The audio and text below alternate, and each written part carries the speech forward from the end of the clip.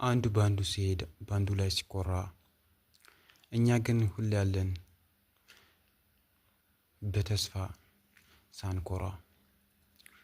ጓደኛ ማለት እኮ በተቸገረ ጊዜ የሚያድን ብቻ ሳይሆን በተመቸን ጊዜ የሚያጨበጭብልን ብቻ ሳይሆን በከፋህም ጊዜ ከጎንህ ብቻ የሚሆን ሳይሆን ብትደሰትም ብትከፋም ሁሌ ከጎንህ የሚሆን ጓደኛ ነው። ትክክለኛ ጓደኛ ማለት እሱ ነው። ጓደኞቼ መቼም እኔ እናንተን ውለታ አቅሜ ፈቅዶልኝ እንደማካፈው አውቃለሁ። ግን ፈጣሪ ሁሌ ከጎናችሁ ሁሌ ከእናንተ ጋር ይሁን።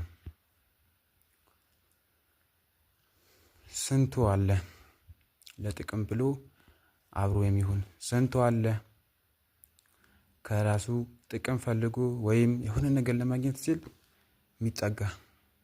ግን ትክክለኛ ጓደኛ ማለት እሱ አይደለም። ትክክለኛ ጓደኛ ማለት በቸገረን ሰዓት አብሮን የሚሆን፣ በተጠማን ሰዓት የሚያበላን፣ በተራብን ጊዜ የሚያጠጣን፣ በጠማን ሰዓት የሚያጠጣን።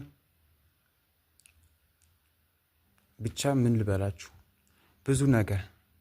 ጓደኛ ማለት እስከ ህይወት መስዋዕትነት ሊከፍል ይችላል። እና እኔ የምመክራችሁ ነገር ቢኖር ሁሌም ለጓደኛችሁ ቅን ሁኑ። መልካምነት ተመልሶ ይከፍልላልና። ብዙ ሰዎች አሉ ለራሳቸው ጥቅም ብሎ ጓደኛቸውን የሚያስቀይሙ፣ ጓደኛቸውን የሚያበሳጩ። ግን እነዛ ሰዎች ተሳስተዋል። ምክንያቱም አላውቁትም እንጂ ራሳቸውን ያበሳጩት።